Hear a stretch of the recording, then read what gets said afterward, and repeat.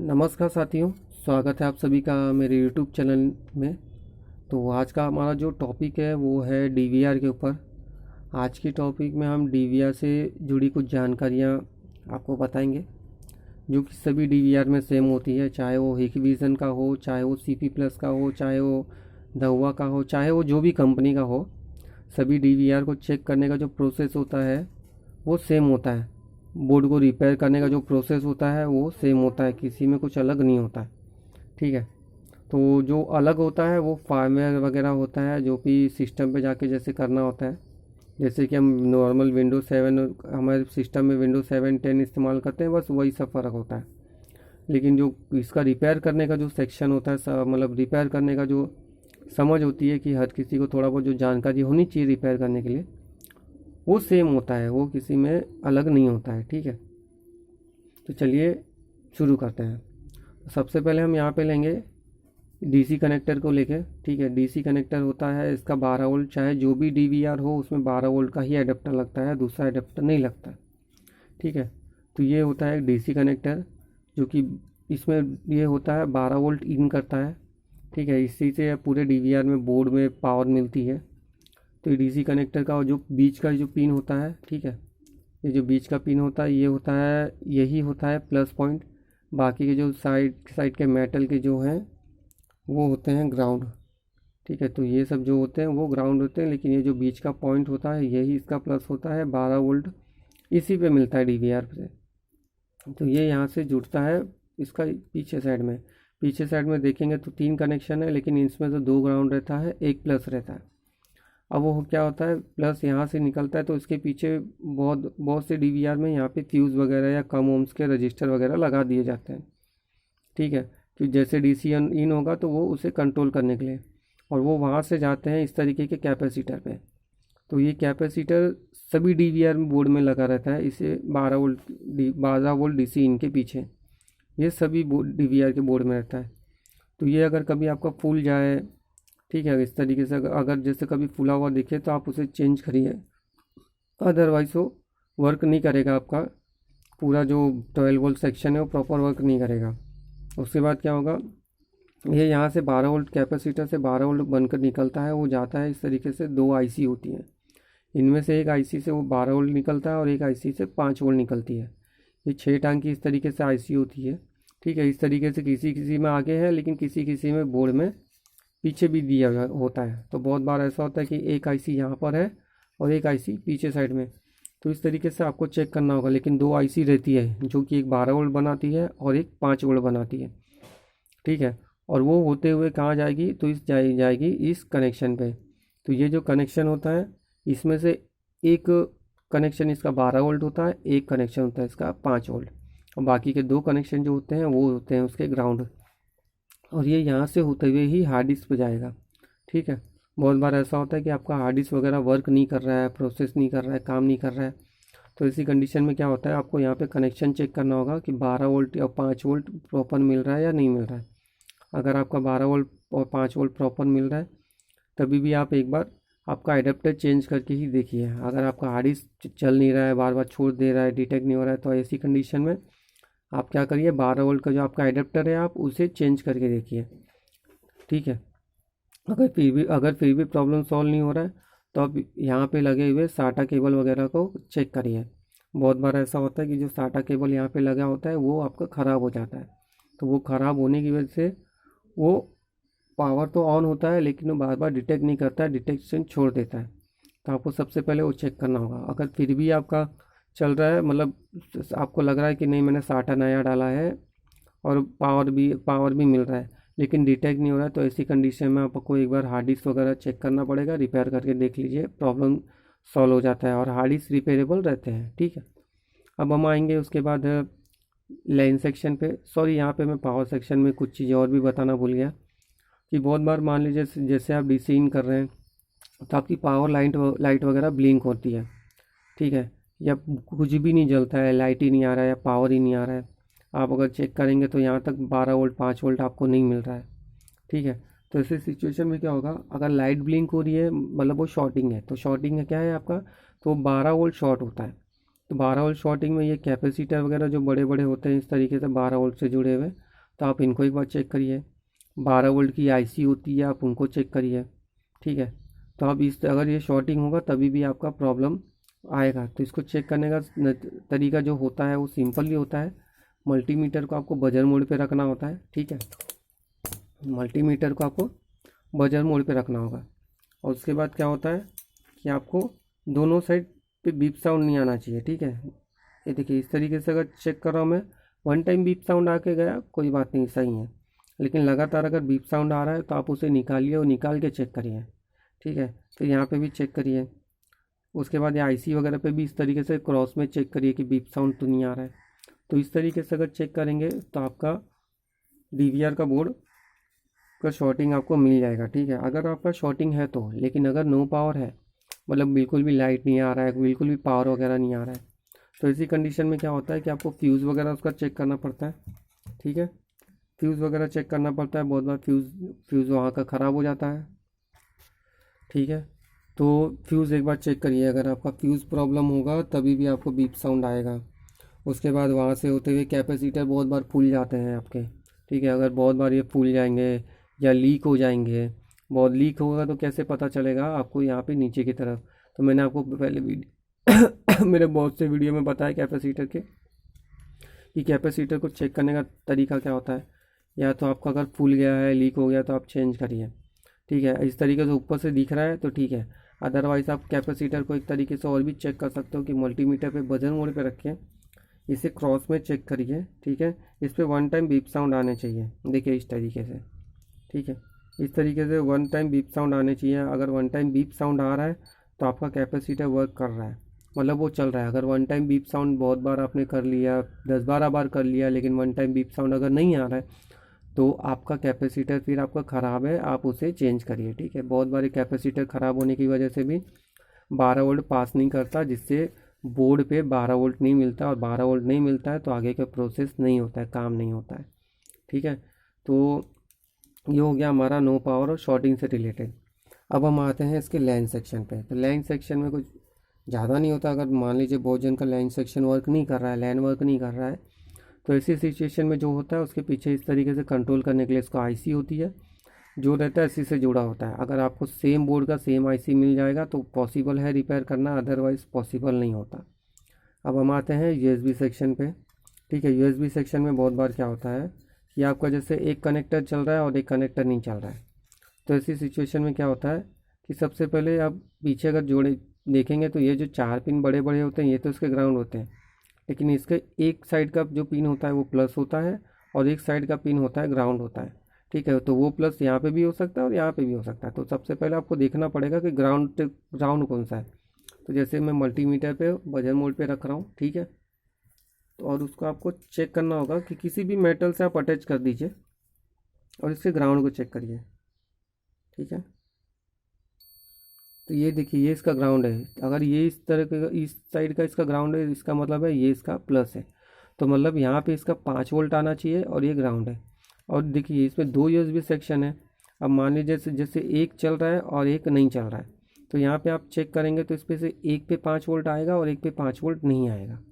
ठीक है, तो चेक कर लीजिएगा, दोनों का सेम ही होना चाहिए ग्राउंड, मोस्टली सेम ही रहता है। ठीक है, ये भी सेम है तो इसका भी ग्राउंड मतलब ये होगा, तो मतलब इसका भी 5 वोल्ट ये हो गया, इसका भी 5 वोल्ट हो गया।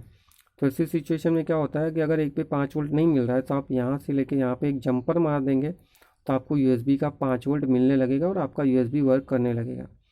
और बहुत बार ऐसा भी होता है कि अगर आपका जैसे यूएसबी सेक्शन वर्क नहीं कर रहा तो आप यूएसबी को चेक कर लीजिए, कनेक्टिविटी चेक कर लीजिए, इसमें शॉर्टिंग नहीं होनी चाहिए। मतलब कैसे कि इसका 5 वोल्ट और ये ग्राउंड शॉर्ट नहीं होना चाहिए। अगर शॉर्ट हो रहा है, बीप साउंड आ रहा है, तो इसका मतलब है आपका यूएसबी में प्रॉब्लम है, कनेक्टर पूरा ख़राब हो चुका है, आप उसे चेंज करिए। अगर आपका पूरा यूएसबी कनेक्टर ओके है, अच्छा है, लेकिन फिर भी वर्क नहीं कर रहा है, तो ऐसी सिचुएशन में उसके पीछे कुछ रजिस्टर रहते हैं छोटे छोटे, कुछ कैपेसिटर वगैरह रहते हैं। ठीक है, आपको उनको चेक करना होगा, क्योंकि अगर वो भी प्रॉब्लम आएंगे तभी भी इस तरीके से का हो सकता है कि आपका यूएसबी वर्क ना करे। तो आप देख सकते हो छोटे छोटे जो रजिस्टर हैं, ज़्यादा नहीं होते हैं, मुश्किल से 3-4 होते हैं। अगर आप उनको डायग्राम से डाउनलोड करके अगर थोड़ा प्रोसेस करेंगे तो अच्छा रहेगा। लेकिन सिंपली उनको अगर आपको नहीं समझे कि करना क्या है इसमें, तो आप थोड़ा सा आईपी वगैरह से थोड़ा यहाँ पे क्लीन कर लीजिए। थोड़ा अच्छे से क्लीन करके उनको नॉर्मल थोड़ा अच्छे से हीट कर दीजिए, ठीक है, नॉर्मल हीट करिए, ज़्यादा नहीं। तो नॉर्मल जैसे हीट करेंगे तो अब एक बार चेक करिएगा, तो इसी कंडीशन में मोस्टली आपका यूएसबी सेक्शन वर्क करने लगता है। अगर फिर भी नहीं कर रहा है तो वो फिर कनेक्शन होता है किससे, सब मेन आईसी से। ये मेन आईसी सभी को कंट्रोल करता है, जितने भी होते हैं बोर्ड पे सभी को कंट्रोल करता है, ठीक है। तो सभी को कंट्रोल करने की वजह से कैसा होता है कि ये प्रोसेस नहीं होता है, प्रॉब्लम आता है। तो ये कुछ भी अगर अगर जैसे ये सेक्शन आपका वर्क नहीं कर रहा है, ठीक है, आपने पूरा चेक कर लिया, तो इसका मतलब है आपका मेन आईसी का प्रॉब्लम है। तो फिर उस पर कुछ नहीं कर सकते, क्योंकि अगर मेन आईसी अगर ख़राब हो गया तो आपका मेन आईसी तभी चेंज हो सकता है जब आपको सेम बोर्ड का सेम आईसी मिलेगा। क्योंकि मार्केट में जो आईसी अवेलेबल होती है वो प्रोसेस नहीं करती, काम नहीं करती है, ठीक है। उसके बाद अब हम आएंगे HDMI सेक्शन पे और VJ सेक्शन पे। तो हमारा जो HDMI सेक्शन होता है और VJ सेक्शन होता है, तो इसमें क्या होता है कि मान लीजिए अगर आपका HDMI चल रहा है और VJ नहीं चल रहा है, और VJ चल रहा है HDMI नहीं चल रहा है, तो अगर आप इनके पीछे देखेंगे तो इस तरीके से देखिए रजिस्टर वगैरह लगे हुए हैं यहाँ पे भी। और इसे कंट्रोल करने के लिए मतलब इनके पास 6 टांग की आईसी तो कंफर्म लगी ही होनी चाहिए, ठीक है, और वो लगा ही रहता है, चाहे वो HDMI हो या VJ। तो उनके पीछे 6 टांग की आईसी होती है। जो 90% जो प्रॉब्लम आता है, जो मेरा रिपेयरिंग एक्सपीरियंस है, वो ये 6 टांग की ही आईसी का आता है, ठीक है। कभी आपका VJ चल रहा है, HDMI नहीं चल रहा है, HDMI चल रहा है, VJ नहीं चल रहा है। तो ऐसी सिचुएशन में क्या होता है, आप इस 6 टांग की आईसी को चेंज करिए, आपका प्रॉब्लम सॉल्व होता है। फिर उसके बाद है जो कम ओम्स की, इसमें रजिस्टर भी लगे होते हैं। बहुत बार चांस रहते हैं वो जाने के, लेकिन हालांकि आज तक इतना प्रॉब्लम नहीं आया। मतलब मुश्किल से अगर मान लीजिए 100 बोर्ड आया तो उसमें एक आध 2 बोर्ड में से इस तरीके का प्रॉब्लम निकल गया तो निकल गया। बाकी हाँ, VJ सेक्शन में जो रहता है वो इस तरीके का जो मॉसफेट होता है, ये 3 टांग का ये मॉसफेट रहता है। तो ये प्रॉब्लम आता है कभी कभी। अगर जैसे HDMI वर्क कर रहा है लेकिन VJ वर्क नहीं कर रहा है, तो ऐसी सिचुएशन, और में आपने ये आईसी तो चेंज करके देख ली लेकिन फिर भी प्रॉब्लम सॉल्व नहीं हो रहा है, तो आप इसे फिर ये जो सॉरी मॉसफेट है 3 टांग का, आप इसे चेंज करिए, ठीक है। तो 100% प्रॉब्लम सॉल्व हो जाता है। अब उसके बाद हम आएंगे कि हमारा HDMI और VJ दोनों नहीं काम कर रहा है, तो इसका मतलब आपका बोर्ड में डिस्प्ले ही नहीं आ रहा है। मतलब पावर आ रही है लेकिन डिस्प्ले नहीं आ रहा है। तो ऐसी सिचुएशन में क्या होता है, तो ये जो होता है वो इतने से ही रिलेटेड होता है, ठीक है, सॉरी, ये जो होता है वो इतने से ही रिलेटेड होता है। वो ना तो ये पावर सेक्शन से रिलेटेड होता है और ना ही इसके वीडियो आउटपुट इनपुट से रिलेटेड होता है। वो जो रहता है वो इतने से ही रिलेटेड होता है। तो इसमें क्या होता है कि सबसे पहले इसको इसके रैम को चेक करना पड़ता है। तो रैम को चेक करने के लिए देखिए ये चेंज तो नहीं होते हैं, क्योंकि इसको चेंज करने के लिए मशीनें जो होती है वो अपने पास अवेलेबल नहीं होती। तो इसी सिचुएशन में करना क्या होता है हमको कि आईपी वगैरह से अच्छे से क्लीन करिए इन सभी को, ठीक है। उसके बाद ये मेन आईसी को आईपी से क्लीन करिए। वो प्रॉब्लम फिर आपको उसको अच्छे से हीट करना होगा। आपको हीट करने के लिए ब्लोअर रखना पड़ेगा, ब्लोअर मशीन आती है, ठीक है। उसको अच्छे से इन सभी को, और ये मेटल का बॉडी है, इससे आप मेटल को ऊपर से निकाल सकते हैं, ठीक है। आप इसे निकाल के इस आईसी को अच्छे से आप आईपी वगैरह मार के क्लीन करिए, हीट करिए। तो ये डिस्प्ले आना ही चाहिए। लेकिन फिर भी अगर डिस्प्ले नहीं आ रहा है तो इसमें देख सकते हैं, अगर रैम के भी आसपास कुछ रजिस्टर वगैरह लगे रहेंगे, इस तरीके के इनके आसपास जो रजिस्टर वगैरह लगे रहते हैं। अगर बहुत बार ऐसा भी होता है कि अगर आपका एक भी आईसी या मतलब एक भी रजिस्टर अगर अप डाउन है, मतलब किसी में 22 इस तरीके से लगातार आ रहे हैं और किसी में 28 आ गया, मतलब 5-6 अगर आईसी है आपको इस तरीके से कि 22 आ रहे हैं, और एक लास्ट में एक आईसी में मतलब एक रजिस्टर में 28 आ रहा है, 28 ओम्स, या बीच के किसी रजिस्टर में 28 ओम्स आ गया। तो इसी सिचुएशन में होता है कि उस 28 ओम्स को हटा के वहाँ पे 22 ओम्स का ही रजिस्टर लगाइए, अदरवाइज़ वो डिस्प्ले तभी भी प्रॉब्लम देगा, ठीक है। तो ये चीज़ मैंने बहुत बार नोटिस किया है, इस तरीके से इसमें आते हैं। उसके बाद आता है कि बायोस भी बहुत बार आपका करप्ट हो जाता है, तो बायोस को भी प्रोग्रामिंग करिए। बायोस की वजह से आपका नो पावर भी जाता है, नो डिस्प्ले भी जाता है, ठीक है। तो बहुत बार बायोस प्रोग्रामिंग वगैरह आपको करना होगा, तो प्रॉब्लम आपका सॉल्व हो जाएगा। अब उसके बाद हम आएंगे ये ऑडियो इन ऑडियो आउट, हालांकि इसकी ज़्यादा ज़रूरत नहीं होती है।